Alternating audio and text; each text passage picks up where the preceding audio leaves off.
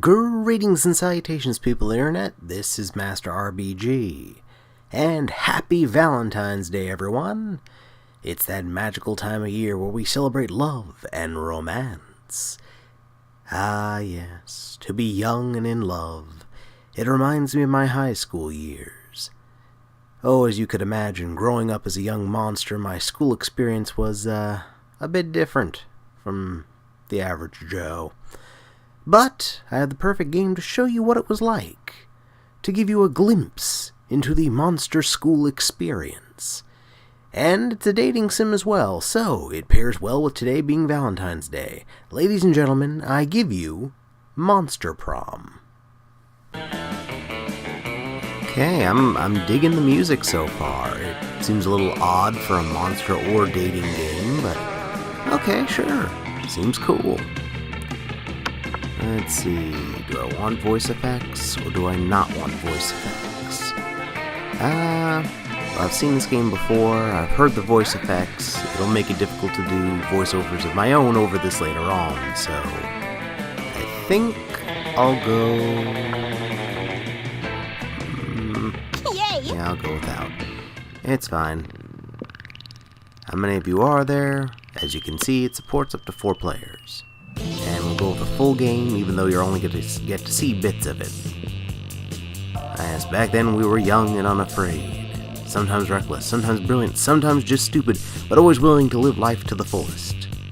We're on a wild journey to discover who we really were. Which is a lovely segue into picking out what character we're going to play as. Me personally, I'm going to go with the shadow dude on the far left. I don't know what his real name is, but he's the shadow dude right there. I remember it clearly. 3 weeks were left, and as we fantasized about our dream prom dates, we were all scrambling to catch the attention of one of our 6 most charismatic classmates. Okay, so we have Miranda Vanderbilt, age 19, the mermaid princess. And we have Damien LeVay, who is a fearless demon with a taste for destruction and love of fire. We have Scott Howell, a werewolf athlete, who's pretty dumb but has a big heart. We have Liam de Lioncourt, who is a hipster vampire, whose standoffish demeanor just hides the fact that he's just a lovable dork. We have Polygeist, who is the quintessential party girl, or ghoul as the case may be. And we have Vera Oberlin, who is a mean, self-made Gorgon with a merciless sense of business. For the purposes of this playthrough, that's my target. That's who I'm going to go for. Because I can respect her business sense. I think we can work. I think we can get along, so we're going to go with her. Let's do this! Welcome to the Monster Prom's stupidest pop quiz ever! And they're not kidding, it really is.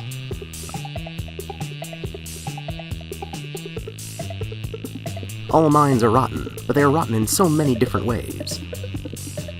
Worry no more, we're now using our PhD in bullshit to diagnose which kind of deviant sicko you are. Be a visionary. What will the next big social media craze be? Ooh, okay. Tough question. Okay, let's see what we got. Arbert. From now on, a socially awkward guy named Robert will do everything he's commanded to do through app by its users. I'm not sure. Obviously that's where the picture up top is coming from, though. But I just don't think it's got the staying power. I just don't. It'll be fun for like a week or so. Bull money hit. It's Facebook, but each time someone shares news that isn't supported by real facts, they're taxed, and the money goes to the people exposed to that bullshit. Well, I kind of appreciate that one, but I just don't think it'll work. There we go. Go with the Greek agoras. Alright, it's your chance to fix global warming. Go ahead. Alright, global warming isn't real, I invented it, and now science is claiming authorship because science is lame copycat with no original ideas. It's time to be a real hero. I'll lead a mission to the sun in order to invite the sun to a party of its life. We'll have so many hilarious misadventures that the sun will eventually become cooler. That is ridiculous. But at the same time, kind of funny. Nah, the world is doomed, but I'll start investing in ships and start a profitable business for the soon-to-be covered by water world. Not bad. Not bad. What would be the most appealing in a love partner? Well, we already know which one I won't choose. Yeah, sharp wits works. Okay, so from that ludicrous questionnaire, it's going to calculate our stats, which will help us or hinder us throughout the rest of this game. So without further ado, let's start trying to win some hearts, shall we? Let's do it. It's the start of the first week in-game, and we can pick from any number of locations on campus. Not quite sure where I want to start out. Outdoors can always be fun, but I think I'm feeling the auditorium. That day while rehearsing for the class play, it's as though the muses themselves had descended to give you a figurative blowjob. Oh dear. The performance is intense and inspiring and will be remembered for generations, which is pretty rad by high school play standards. You gain +2 creativity. You spy Vera and Liam engage in their favorite pastime, a variation of people watching called monster judging. So pathetic. Do you see what she's wearing? Newsflash, lime green stripper boots do not go chupacabra for her. At least she made a choice. I've already seen 6 people wearing the same Air Gorgon sneakers.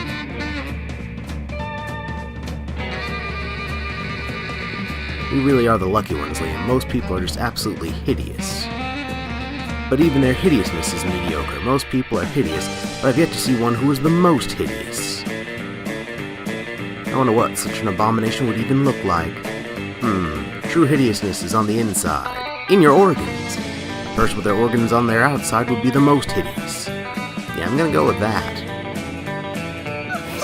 Yes, I've always said that a person's insides could be even worse than their shell. A passing hermit crab dragon hybrid glares at her, but Vera doesn't seem to care. I mean, unkept eyebrows are gross enough, but an unkept esophagus? The mind reels. I'll admit, as repulsive as I find most people, it would be hard for me to ignore an exposed circulatory system, and there's nothing more hideous than being drawn to repulsive people just because you're thirsty. Because he's a vampire. Meh, I can relate. I've seen Polly drawn to some pretty repulsive lowlives herself when she's thirsty. Of course, that's a different kind of thirst, but the principle certainly holds. The innocent joys of bonding over mutual diversion of appearances over others. Being +2 fun and +1 creativity. Well, it was a lovely exercise for creativity, if nothing else. Woo!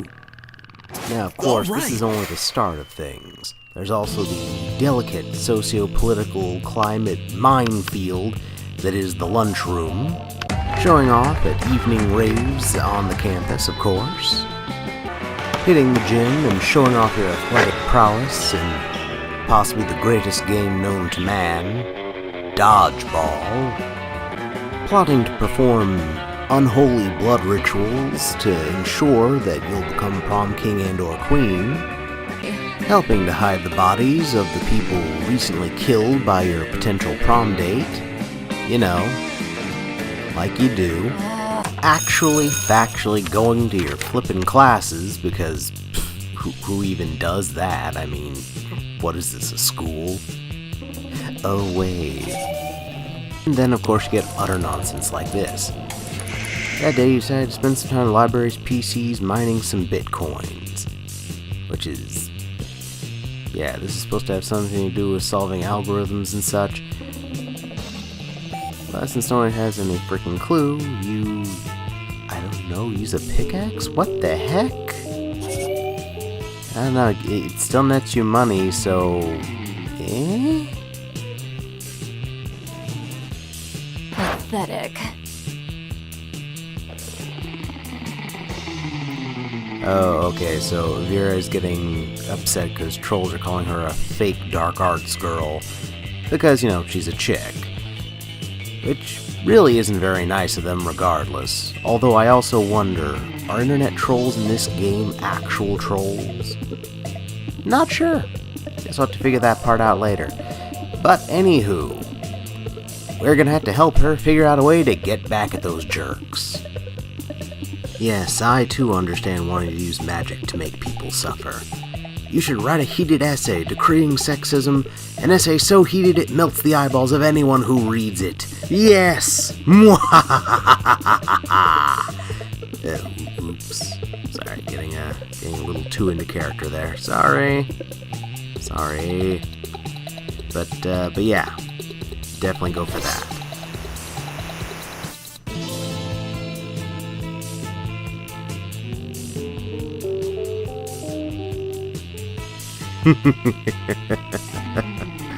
Oh, that is terrible.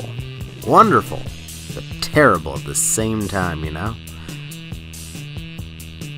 Worst part about all this is, it'll actually work exactly as we're talking about here. Good times. And that, ladies and gentlemen, was Monster Prom. Now, normally I'd say if you want to find out what happened at the end of this playthrough, you'd have to go and buy the game for yourself. However, I feel I should probably mention there are various bits in this game that are randomly generated. So, just because you copy all the decisions I made during your game, it won't necessarily mean you'll get all the same events triggered and the same eventual outcome that I did. Your stats also play a part in the game's events too. Oh, and there's a unique twist to this game that, regrettably, I wasn't able to show off here. The fact that you can play this game with friends. Up to 4 players can enjoy this game at the same time, either online or local. You can even compete with your friends to woo the same character. Won't that be fun? And, slightly awkward. Hey, whatever. Your party, I'm not going to judge. Since its April release last year, this game has seen multiple updates and free DLC added to the game. There was even a Christmas event, and they added a character voiced by none other than Mr. Jacksepticeye himself. Heck yeah! Speaking of YouTubers, the game is produced by none other than Jesse Cox of Polaris fame. He's also the reason I knew of this game's existence ahead of time.